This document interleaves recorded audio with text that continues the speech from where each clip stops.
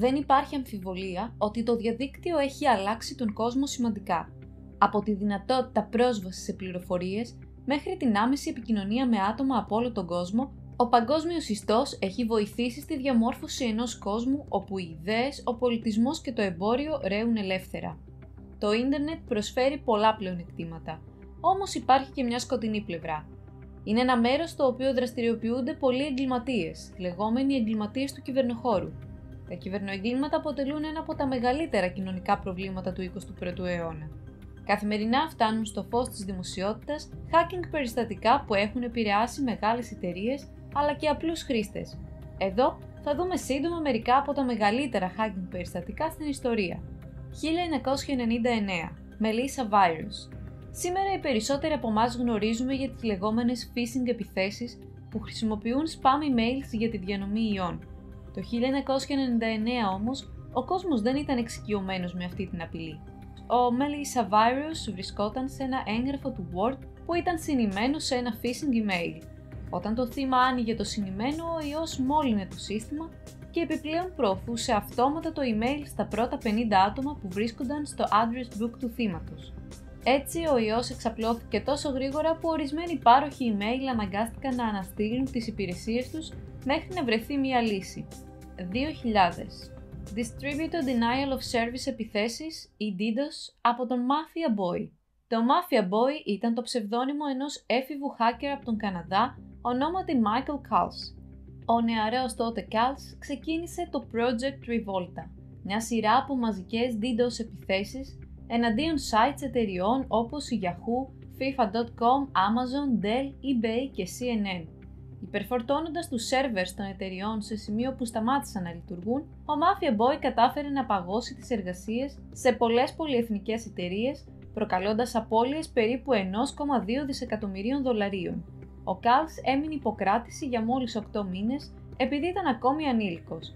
Ωστόσο, αργότερα ισχυρίστηκε ότι δεν είχε ιδέα για τον αντίκτυπο της επίθεσης και ότι είχε απλώς εισαγάγει διευθύνσεις email σε ένα εργαλείο ασφαλείας που κατέβασε από περιέργεια. 2004. Επίθεση στην Delta Airlines και σε άλλες εταιρείες. Ένας άλλος έφηβος που κατάφερε να δημιουργήσει χάος στο διαδίκτυο ήταν ένας Γερμανός, ο οποίος λέγεται ότι κατάφερε να διακόψει τη λειτουργία ολόκληρου του IT συστήματος της αμερικανικής αεροπορικής εταιρείας Delta. Σε ηλικία 18 ετών και ζώντας με τους γονείς του, ο νεαρός φέρεται να δημιούργησε το Sasser Word, έναν ιό που επηρέασε πολλά ευάλωτα συστήματα Windows. Εκτιμάται ότι έχει μολύνει δεκάδες εκατομμύρια υπολογιστές παγκοσμίως, προκαλώντας ζημιές έως και 500 εκατομμυρίων δολαρίων. Η Delta Airlines λέγεται ότι ανήκει στα θύματα και μάλιστα αναγκάστηκε να ακυρώσει πολλές υπερατλαντικές πτήσεις λόγω της επίθεσης. Ο νεαρός Γερμανός συνελήφθη από τις αρχές μετά από τρίμηνη έρευνα και παραδέχτηκε ότι ήταν ο δημιουργός του Word. 2005. Operation Get Rich. Σε μία περίοδο 3 ετών, αρκετοί γνωστοί έμποροι λιανικοί στις ΗΠΑ βρέθηκαν στο στόχαστρο hackers που στόχευαν στην κλοπή στοιχείων, πιστωτικών και χρεωστικών καρτών πελατών ώστε να μπορούν να πουληθούν για κέρδος. Όλες αυτές οι επιθέσεις ήταν έργο του Alberto Gonzalez και της συμμορίας του, οι οποίοι χρησιμοποίησαν SQL injection τεχνικές. Θεωρείται μία από τις πιο σημαντικές υποθέσεις κλοπής στοιχείων ταυτότητας, αφού πιστεύετε ότι ο Γκονζάλες κατάφερε να κλέψει περισσότερους από 140 εκατομμύρια αριθμούς καρτών από μεγάλους λιανοπολιτές. Ο Γκονζάλες τελικά συνελήφθη και φυλακίστηκε για 20 χρόνια. 2007. Επιθέσεις από τον Iceman.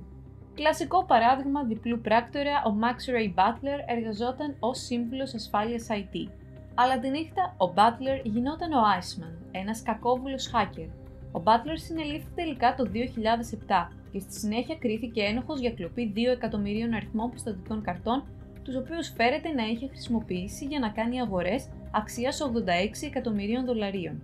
Ήταν επίσης ύποπτος για τη λειτουργία του λεγόμενου Carders Market, ενός ψηφιακού φόρουμ που χρησιμοποιούνταν για παράνομες συναλλαγές. DDoS επιθέσεις στην Εστονία. Τον Απρίλιο και τον Μάιο του 2007 η Εστονία έγινε στόχος συνεχόμενων DDoS επιθέσεων. Για 3 εβδομάδες, επιθέσεις στόχευαν τους σερβερς που σχετίζονταν με τα κυβερνητικά, μηντιακά, εκπαιδευτικά και τραπεζικά συστήματα της χώρας, διαταράσσοντας την οικονομία, τις δημόσιες υπηρεσίες και την καθημερινή ζωή. Πολλοί θεώρησαν υπεύθυνη τη Ρωσία, καθώς οι δύο χώρες είχαν εμπλακεί σε διπλωματική διαμάχη σχετικά με την αφαίρεση ενός μνημείου πολέμου από Ταλίν. ωστόσο δεν βρέθηκαν ποτέ απτές αποδείξεις. 2008. Εξάπλωση του ιού Conflicker. Ο ιός Conflicker είναι ένα από τα πιο διάσημα και περίεργα στελέχη κακόβουλου λογισμικού. Ανακαλύφθηκε το 2008. Κανείς δεν είναι σίγουρος από πού προήλθε, ποιος το δημιούργησε ή πόσο καιρό υπήρχε. Αυτό που έκανε τον ιό τόσο έξυπνο ήταν το γεγονός ότι καθώς εξαπλωνόταν, συνέδεε τα μολυσμένα συστήματα για να σχηματίσουν ένα διαρκώς αναπτυσσόμενο botnet, το οποίο στην ακμή του περιείχε πιθανώς περίπου 9 εκατομμύρια συσκευές παγκοσμίως. Τα botnet χρησιμοποιούνται συνήθως από hackers για την πραγματοποίηση DDoS επιθέσεων και την κλοπή δεδομένων. 2011. Hack. Τον Μάρτιο του 2011, η μεγαλύτερη εταιρεία email marketing υπέστη hack. Έχοντας αγνοήσει προφανώς τον κίνδυνο προηγούμενων επιθέσεων, η εταιρεία τελικά έπεσε θύμα μιας spear phishing επίθεσης. Ένα malware κατάφερε να περάσει τα συστήματα και επέτρεψε στους επιτιθέμενους να αποκαλύψουν τα ονόματα και τις διευθύνσεις email περίπου 5 εκατομμυρίων ανθρώπων. Η παραβίαση δεδομένων κόστισε στην εταιρεία κάτι μεταξύ 225 εκατομμυρίων και 4 δισεκατομμυρίων δολαρίων. Την ίδια χρονιά και συγκεκριμένα τον Απρίλιο του 2011, η υπηρεσία Sony PlayStation Network παραβιάστηκε από hackers. Οι gamers που προσπαθούσαν να συνδεθούν για να παίξουν στο διαδίκτυο με φίλους, βρήκαν ένα μήνυμα που έλεγε ότι το σύστημα ήταν προσωρινά κλειστό για συντήρηση. Αλλά αυτό που συνέβαινε στην πραγματικότητα ήταν ότι οι hackers παραβίαζαν συστηματικά τα πρωτόκολλα ασφαλείας της Sony, αποκτώντας πρόσβαση στις προσωπικές πληροφορίες 77 εκατομμυρίων λογαριασμών χρηστών. Στο τέλος η Sony αναγκάστηκε να παραδεχθεί ότι είχε ένα σοβαρό πρόβλημα και έκλεισε το δίκτυο για 20 ημέρες, εκτιμόμενο κόστος 171 εκατομμύρια δολάρια. Την ίδια χρονιά είχαμε και το γνωστό hack της Comodo. Τα πιστοποιητικά ασφαλείας αποτελούν σημαντικό μέρος της διαδικασίας επαλήθευσης που επιβεβαιώνει ότι οι ιστότοποι είναι αυτό που λένε ότι είναι. Είναι κομμάτια κώδικα που συνδέονται με μια διεύθυνση URL ενός site και δημιουργούνται από τρίτους παρόχους για να διασφαλιστεί η αυθεντικότητα. Ένας τέτοιος πάροχος είναι και η Comodo. Το 2011 ωστόσο, ένας hacker μπήκε στο σύστημα της εταιρείας και κατάφερε να δημιουργήσει πλαστά πιστοποιητικά για παρόχους email όπως η Yahoo, Google Gmail και Microsoft Hotmail. Ο hacker μπόρεσε να ξεγελάσει τους χρήστες ώστε να πιστέψουν ότι βρίσκονταν στην αυθεντική πλατφόρμα email ενώ έστελναν email απευθείας σε αυτόν. Την ευθύνη ανέλαβε ένας hacker από το Ιράν, αλλά η επίθεση αποτελεί μία από τις μεγαλύτερες παραβιάσεις της ασφάλειας των διαδικτυακών επικοινωνιών. Μια από τις πιο γνωστές hacking επιθέσεις του 2011 ήταν και αυτή στον πάροχο χρηματοοικονομικών υπηρεσιών Citigroup. Hackers κατάφεραν να αποκτήσουν πρόσβαση στους λογαριασμούς τουλάχιστον 200.000 ατόμων, κλέβοντας ονόματα, διευθύνσεις και αριθμούς λογαριασμών και κερδίζοντας 2,7 εκατομμύρια δολάρια. Αυτή η επίθεση ήταν εφικτή εξαιτίας κάποιων κενών ασφαλείας και δείχνει πως οι περισσότερες επιθέσεις προκύπτουν από αδυναμίες στην ψηφιακή υποδομή. Μια άλλη μεγάλη επίθεση έλαβε χώρα το 2012 με στόχο την πετρελαϊκή εταιρεία Saudi Aramco. Πιθανότητα όλα ξεκίνησαν μέσω phishing επίθεσης ή spear phishing και οι hackers απέκτησαν πλήρη πρόσβαση στα συστήματα της εταιρείας, προκαλώντας χάος σε έναν οργανισμό που ελέγχει την προμήθεια του 10% του παγκόσμιου πετρελαίου. 2013 Global Bank Spear Phishing. Το 2013 ένα κύμα spear phishing επιθέσεων στόχευσε μερικές από τις μεγαλύτερες τράπεζες και χρηματοπιστωτικά ιδρύματα στον κόσμο. Λέγεται ότι οι επιτιθέμενοι κατάφεραν να κλέψουν έως και 1 δισεκατομμύριο δολάρια. Μετά από 2 χρόνια αποκαλύφθηκε ότι οι επιθέσεις προέρχονταν από ομάδες οργανωμένου εγκλήματος που δρούσαν από τη Ρωσία. Το κακόβουλο λογισμικό που χρησιμοποιήθηκε στην επίθεση και επέτρεψε στους hackers να μιμούνται το προσωπικό των τραπεζών για να μεταφέρουν κεφάλαια, βρισκόταν σε IT συστήματα για μήνες και έστελνε ευαίσθητα δεδομένα στους εγκληματίες. Ήταν τόσο εξελιγμένο που επέτρεπε στους hackers να παρακολουθούν τι συνέβαινε στα γραφεία των τραπεζών μέσω webcam. 2017 WannaCry Ransomware. Το ransomware αποτελεί μία από τις μεγαλύτερες απειλές στον κυβερνοχώρο τα τελευταία χρόνια. Ωστόσο, η επίθεση WannaCry το Μάιο του 2017 ήταν διαφορετική. Ήταν το πρώτο γνωστό παράδειγμα ransomware που λειτουργούσε μέσω ενός worm. Το WannaCry εξαπλώθηκε αστραπιαία, χρησιμοποιώντας μια ευπάθεια σε παλαιότερες εκδόσεις του λειτουργικού συστήματος Windows.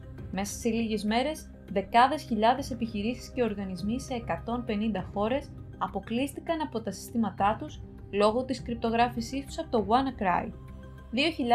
2018. Παραβίαση του Facebook.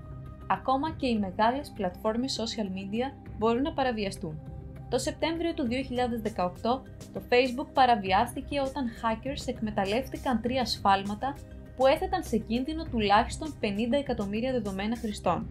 Οι επιτιθέμενοι έκλεψαν access tokens, ένα είδος κλειδιού ασφαλείας που επιτρέπει στους χρήστες να παραμένουν συνδεδεμένοι στο Facebook σε πολλά browsing sessions χωρίς να εισάγουν τον κωδικό πρόσβασής τους κάθε φορά. Η κατοχή ενός token επιτρέπει σε έναν εισβολέα να αναλάβει τον πλήρη έλεγχο του λογαριασμού του θύματος και να συνδεθεί σε εφαρμογές τρίτων που χρησιμοποιούν τη σύνδεση στο Facebook. 2021 Colonial Pipeline. Η εταιρεία διαχείρισης του μεγαλύτερου αγωγού μεταφοράς καυσίμων στις Ηνωμένες Πολιτείες αναγκάστηκε να διακόψει τη λειτουργία της αφού υπέστη ransomware επίθεση. Πίσω από την επίθεση βρισκόταν η ransomware συμμορία DarkSide. Η εταιρεία χρειάστηκε περίπου 1 εβδομάδα για να αποκαταστήσει τα συστήματά της. Η Colonial Pipeline ανήκει στις κρίσιμες υποδομές των Ηνωμένων Πολιτειών και η σωστή λειτουργία της είναι ζωτικής σημασίας για ολόκληρη τη χώρα. Έτσι, η εταιρεία αποφάσισε να πληρώσει τα λίτρα στους hackers, αν και το Υπουργείο Δικαιοσύνης κατάφερε να ανακτήσει το μεγαλύτερο μέρος.